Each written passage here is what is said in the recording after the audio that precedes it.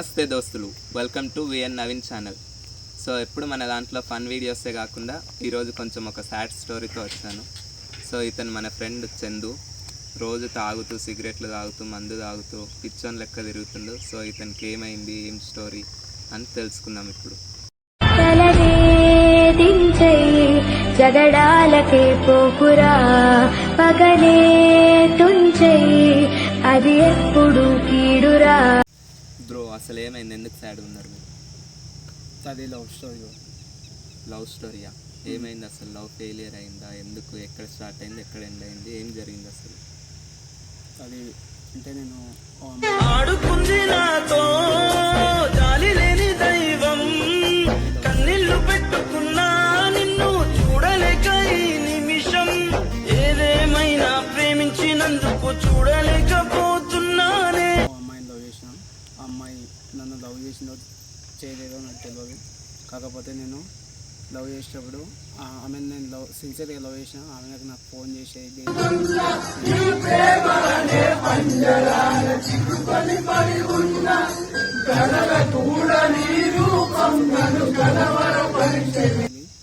నేను వర్క్ చేసేటప్పుడు ఆమె నాకు డైలీ ఫోన్ చేసేది. నేను ఇట్లా ఫోన్ చేసి మాట్లాడేది. ఆమె నన్ను లవ్ చేస్తుందో నాకు తెలియదు. అందరి కోసం నేను, నా కోసం ఎవ్వరు లేరు. ఒంటరినై అనవరతం కంటున్నాను నిరంతరం. తెలియదు. కాకపోతే ఒక రోజు గిట్లే అంటే మీరు ఎప్పుడు చెప్పుకోలేదా? అంటే నేను ఆమెకు ప్రపోజ్ చేయలేదు. ఎట్లా అంటే ఆమెకు నా మీద ఇష్టం ఉందో లేదో అన్నట్టు నేను ప్రపోజ్ చేయలేకున్నా. ఏదేమైనా ప్రేమించినందుకు చూడలేకపోతున్నానే, గుండెల బాధను సంపు. అసలు ఎందుకు ప్రపోజ్ చేయలేదు బ్రో మీరు? అంటే వాళ్ళ మామయ్య కూతురు వాళ్ళది ఫంక్షన్కి వస్తుంది కదా. ఏం పని చేస్తుంటది? నేను అవలాగా తెలుసా అక్కడ వేద్దాం అనుకున్నా. కానీ అప్పుడే నేను అక్కడ పోగానే ఆమె నాకు కలిసి మేము విధంగా వచ్చి టెర్రస్ పైకి పోయినాం. ఆమె నాతో మాట్లాడింది. నీకు లవర్ ఉందా అని అడిగితే అక్కడ వేద్దాం అనుకున్నా. గుప్పెట్లో దాచే నిప్పల్లే ఉందే నీతో గడిపిన ఆ కాలమే. మాట్లాడింది. నీకు లవర్ ఉందా అని అడిగితే నాకు లేదు అని చెప్పిన. నీకు ఇలా ఉందా అంటే లేదు అని చెప్పింది. అన్నాక సరే అని మేము అప్పుడే లవ్ ప్రపోజ్ చేసుకున్నాం. ఆమె ఫస్ట్ నాకు చేసింది.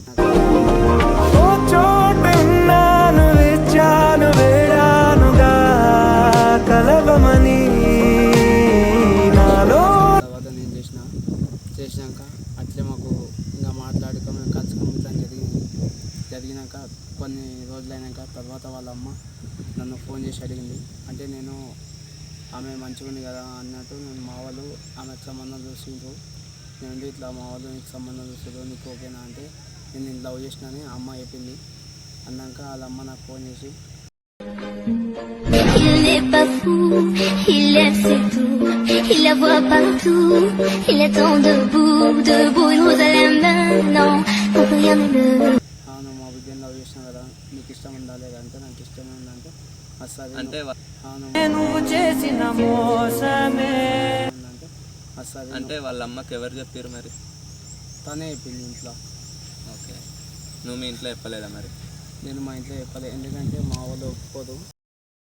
మాయ చేసి నీ వైపుకే నన్ను మెల్లంగా లాగినవే, మత్తు చల్లి నీ మోసమే. ఆల్రెడీ నేను మా అమ్మాయి వాళ్ళతో మా ఫ్రెండ్స్తో చెప్పించిన మా ఇంట్లో, కానీ మా ఇంట్లో ఒప్పుకోలేదు. అందుకని అంటే మీ ఇంట్లో లవ్ స్టోరీస్ ఒప్పుకోరా? మా ఇంట్లో లవ్ స్టోరీస్ ఒప్పుకోదు. ఇంకోటి మా వాళ్ళు అమ్మాయికి సంబంధం చేస్తే అమ్మాయి ఉండి ఇట్లా నేను నువ్వు అట్లా చేస్తే నేను చనిపోతా అది అని అంటే సరేలే నేను చేసుకుంటా, మా అక్క ఉంది, అక్క పెళ్ళి అయిపోయాక నేను చేసుకుంటా, అప్పటి వరకు ఆ 2 సంవత్సరాలు నేను చెప్పిన. కానీ ఆమె సరేలే అన్నది. అన్నాక వాళ్ళ అమ్మ నాకు మళ్ళీ ఫోన్ చేసి ఆ 2 సంవత్సరాలు అంటే ఒకవేళ నేను వేరే అమ్మాయిని లవ్ చేసి అంటే లేదు నేను అట్లా చేయను, ఒకవేళ మీరు ఇట్లా అట్లా చేస్తారా అని అడిగితే లేదు అట్లా చేయను. అంటే వాళ్ళకి నీ మీద నమ్మకం లేదా? నమ్మకం ఉంది నాకు. అమ్మాయికి నాకు నమ్మకం ఉంది, కానీ వాళ్ళ అంటే అమ్మాయికి నీ మీద నమ్మకం ఉంది కానీ వాళ్ళ అమ్మకి నమ్మకం లేదు. లేదు. అందుకు వాళ్ళ అమ్మ నన్ను మళ్ళీ ఫోన్ చేసి అడిగింది, నా నా బిడ్డని తీసుకొని లేచిపో, నీకు అంత ఆలోచన నీకు ఖర్చులకు లేకపోయినా సరే 1,00,000 రూపాయలు ఇచ్చేస్తా, నువ్వు తీసుకొని పోయి మళ్ళీ పిల్లవాడు పుట్టినాక తీసుకొని రా అది అని చెప్పి. కానీ నేనండి అన్న మా ఇంట్లో పోదు, నేను వెళ్ళిపోతే మా అమ్మ సూసైడ్ చేసుకుని చనిపోతుంది అని చెప్పిన. కానీ ఆమె అంటే ఏమన్నది, సరేలే మీ అమ్మని నేను ఒప్పిస్తా అని చెప్పింది. కానీ ఆమె నాకు ఇంకా తర్వాత ఫోన్ చేయలేదు. ఇంకా అమ్మాయి గిట్లా డైలీ నాకు ఫోన్ చేసి మాట్లాడింది. అట్లయినా సరే మనం 2 ఏళ్ళు అయినాక చేసుకుందాం పెళ్ళి అని చెప్పింది. సరే అని ఊకున్నాక అమ్మాయి ఇంకా అట్లా